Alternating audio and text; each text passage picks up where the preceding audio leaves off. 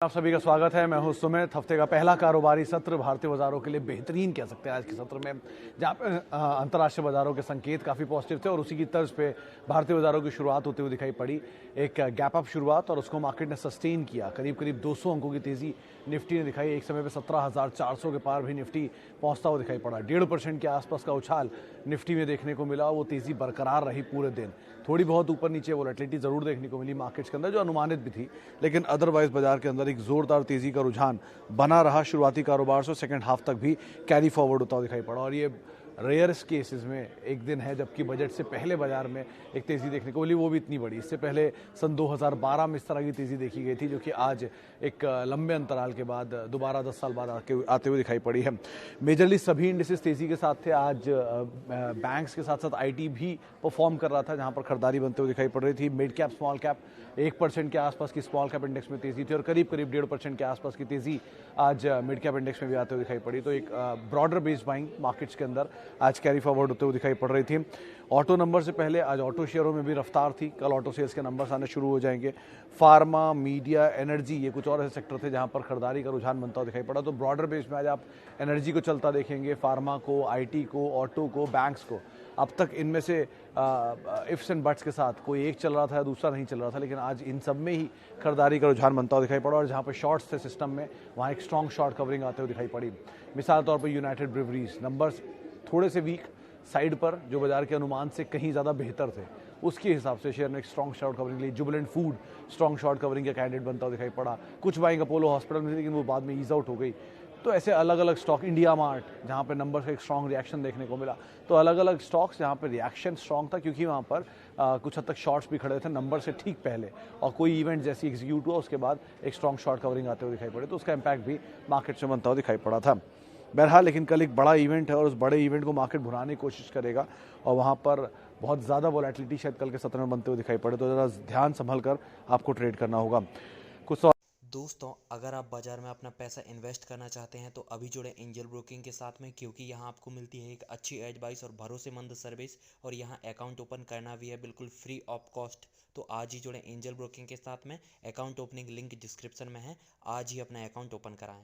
सवाल जवाब का सिलसिला भी शुरू कर लेते हैं और बातचीत कर लेते हैं कुछ दर्शकों से। जो पहला सवाल हमारे पास आया है वो है टाटा मोटर्स एंड शोभा गोयनका साहब का। ज्योति जी का।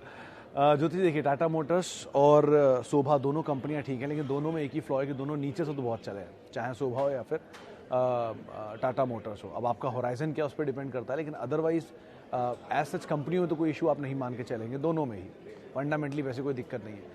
शोभा के केस में थोड़ा ज़्यादा आप इसमें मतलब ऑप्टिमिस्टिक व्यू रखिए, लेकिन कॉशियसली ऑप्टिमिस्टिक व्यू रखिएगा। इनके सेल्स मंथ में जो मंथ आते हैं उनके ऊपर आप नज़र रखिए। इंटरेस्ट रेट साइकिल अभी लोअर एंड पर है, तो दोनों के लिए बेनिफिशियरी है, गाड़ियों के लिए भी और घरों के लिए भी।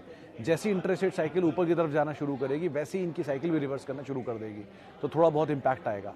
टाटा मोटर्स के केस में ईवी की सबसे बड़ी प्लेयर है, 10 में से 7 गाड़ियाँ यही बेचते हैं ईवी की, तो इसलिए वो बड़ा मार्केट कैप्चर ऑलरेडी करे बैठे हैं।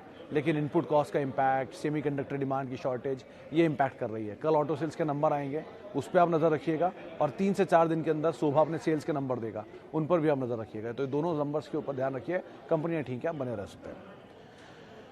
ओके, आगे बढ़ते हैं। और इन्फोसिस, घोषाल साहब, इन्फोसिस अगर आपने फंडामेंटली और लॉन्ग टर्म के लिए लिया फिर तो ऑब्वियसली बात है, कोई दिक्कत नहीं है। इन्हीं दाम से 100 रुपये 150 रुपये नीचे यहाँ पे बायबैक आया था कंपनी का, तो इस तरह के बायबैक इस लेवल पर, यानी कि ईयर हाइज के आसपास ये बायबैक कर रही है अगर कंपनी, तो कुछ सोच के ही कर रही होगी ना। चाहे वो इन्फोसिस हो चाहे वो टीसीएस हो, दोनों में ही बायबैक ईयर हाइज के आसपास है। इतनी हाइज पे बायबैक लाने का मतलब अभी भी ऑप्टिमिज्म मैनेजमेंट के अंदर है, तो आप मान सकते हैं। टाटा के केस में ये बात जग जाहिर है कि टाटा जब कोई बड़ा एक्विजिशन करना चाह रहे होते हैं, ग्रुप आमतौर पे देखा गया है, तब वो बड़ा बायबैक लेकर आते हैं। उस बायबैक से जो जुटाई गई रकम है वो दूसरी जगह पर इस्तेमाल हो जाती है। एयर इंडिया, NINL, ये कुछ ऐसे नाम है जो कि हाल फिलहाल में एक्विजिशन वो कर रहे हैं, ऐसा देखा गया बाजार में। लेकिन दोनों कंपनियों में कोई दिक्कत नहीं है, आप आराम से बने रहिए। इन्फोसिस और TCS तो वैसे भी इंडिया के largest and second largest IT companies हैं, तो आप अगर ट्रिगर्स को भी छोड़ देंगे तो भी IT अगर ग्रो करेगा तो इनको तो ग्रो करना ही होगा, ऑब्वियसली बेल वेदर है, बने रहिए, कोई दिक्कत नहीं इनके साथ। Okay, Naukri versus India Mart best 5 year. Naukri versus India Mart, अच्छा, Info Edge versus India Mart आप पूछ रहे हैं। सर दोनों ही केस में ना इन्वेस्टमेंट वैल्यू बहुत ज़्यादा है, चाहे इन्फो एज हो या फिर इंडिया मार्ट। तो दोनों में ही इक्विटी साइज छोटा है, मतलब कुछ प्रोज एंड कौन सी समझ लीजिए आप इनके। दोनों महंगे हैं वैल्यूएशन वाइज, भाव वाइज नहीं, वैल्यूएशन वाइज, क्योंकि दोनों चले बहुत हैं। दोनों में इन्वेस्टमेंट वैल्यू ज़्यादा है, खुद की कारोबार से ज़्यादा दूसरी कंपनी में जो इन्वेस्टेड है उनकी वैल्यू ज़्यादा है। लेकिन अदरवाइज एक अच्छी चीज़ कि ये भी है कि जो दोनों कंपनियां हैं वो इन दामों पे लेकिन लेकिन नीचे के दाम पे कहीं अगर मिले तो आप देख सकते हैं। इंडिया मार्ट के केस में ज़्यादा गिरावट आ चुकी है, तो इंडिया मार्ट को कुछ ब्रोकरेज हाउसेस तो पॉजिटिव बोल रहे हैं। इन्फो एज के केस में इतनी गिरावट अभी नहीं है जितनी इंडिया मार्ट में आई है। तो इस तरह से आपको पिक एंड चूज़ करना होगा और टाइम फ्रेम अपना रखना होगा। लेकिन फिर भी इस तरह का ध्यान रखिए, बाजार इतनी बड़ी तेज़ी के बाद इस जंक्चर पर है कि अगर यहाँ से टूटा तो वो सबसे मजबूत छत जो होंगे ना वही बचेंगे। तो उस तरह की छत को पहले चुन लीजिएगा, उसके बाद इस तरह के स्टॉक्स पे आप जाइए, तो आप थोड़ा एटलीस्ट पोर्टफोलियो अपना सेफ कर लेंगे। गिरावट तो सब में ही आएगी, लेकिन वो कम गिरेंगे और गिरेंगे तो बहुत जल्दी रिकवर होंगे इन स्टॉक के कंपैरिजन में। तो आप उनको भी रखिएगा और इनको भी रखिएगा, ऐसी रणनीति बनाइएगा। Okay, Lakshmi organic and KPIT and new entry for IB real.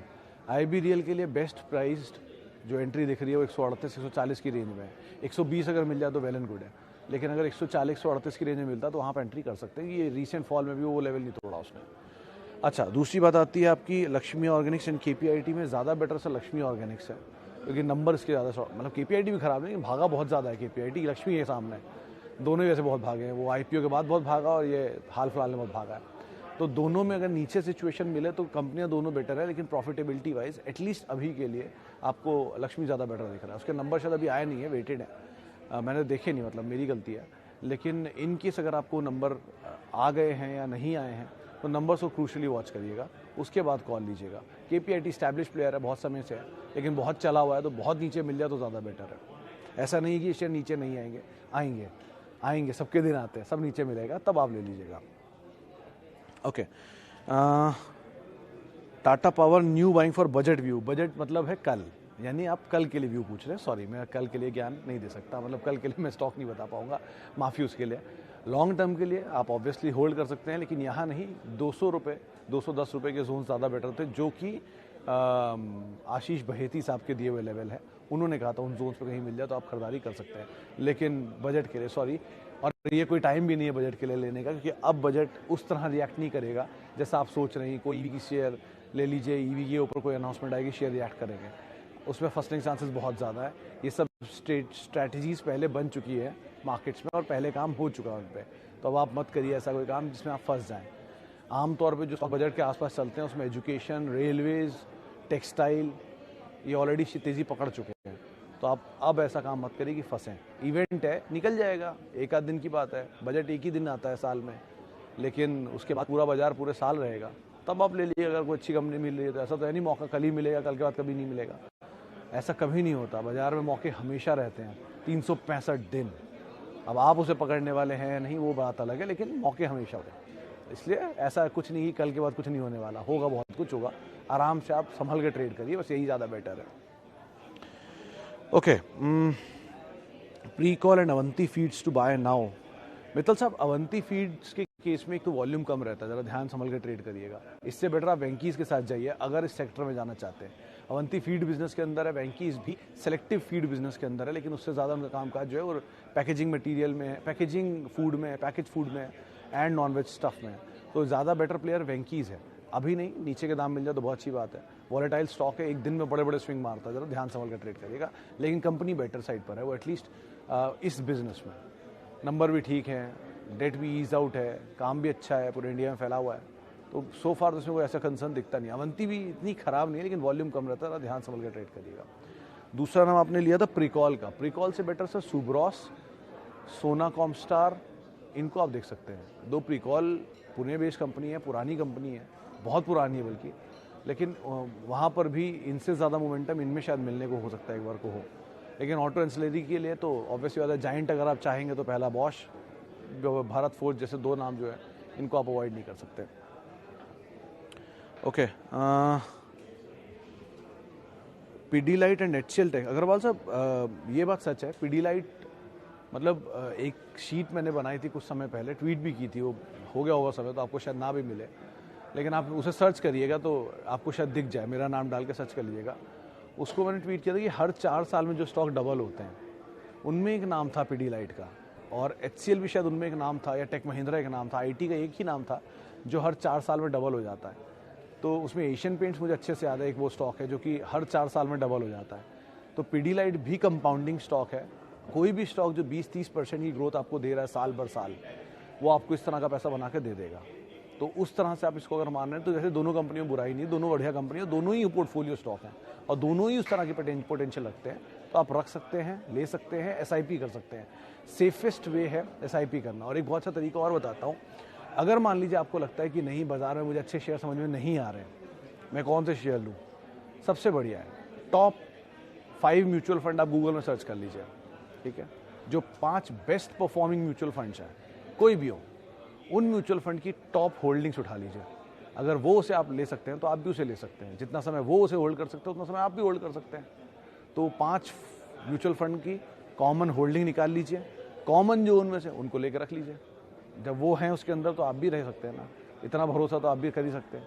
ये एक तरीका भी है जिससे आप सेफेस्ट वे में एटलीस्ट अपना पोर्टफोलियो बना सकते हैं।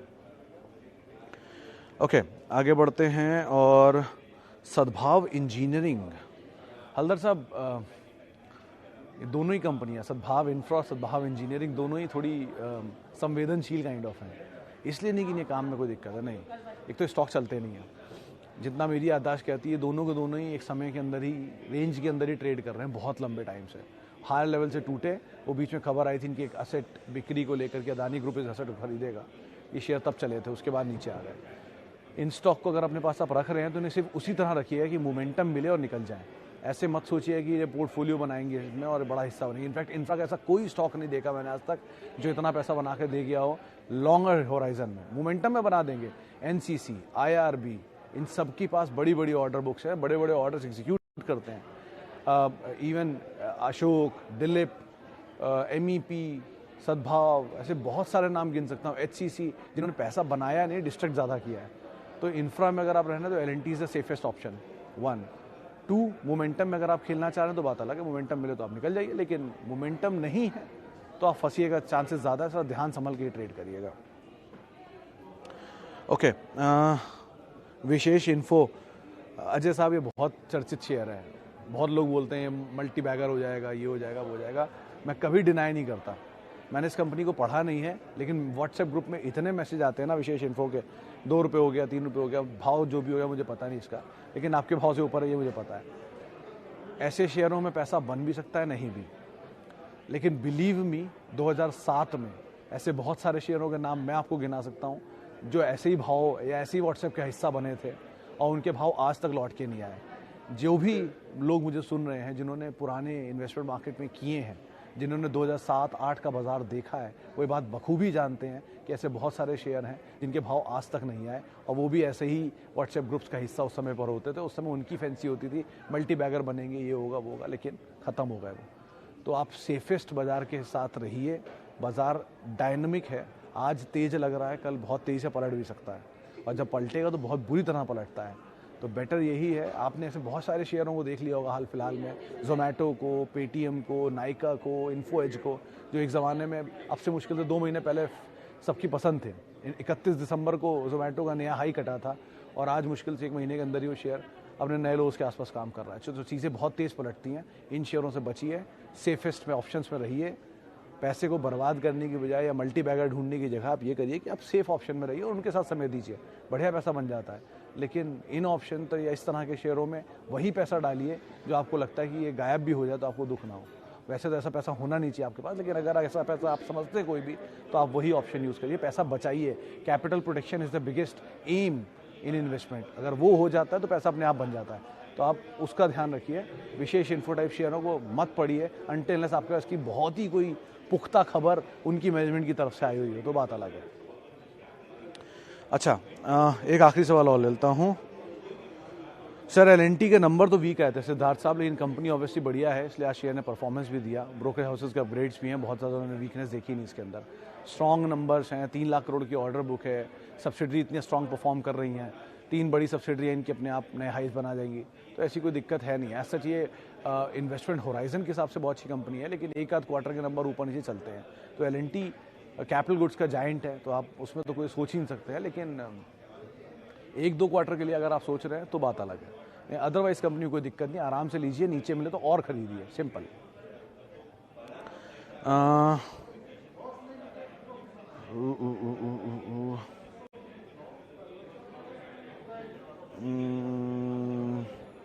क्या करूं? RBL लास्ट सवाल ले लेता हूं, चलिए, क्योंकि बहुत सारे सवाल हैं। सर RBL केस में मतलब सेफेस्ट इज टू बैंक, पहली चीज़ जिसके ऊपर आप फोकस करिए। चलिए खैर, इतने शायद सवालों को मैं शामिल कर पाऊंगा, माफ़ी जिनसे हम बातचीत नहीं कर पाऊँ उनसी दर्शकों से।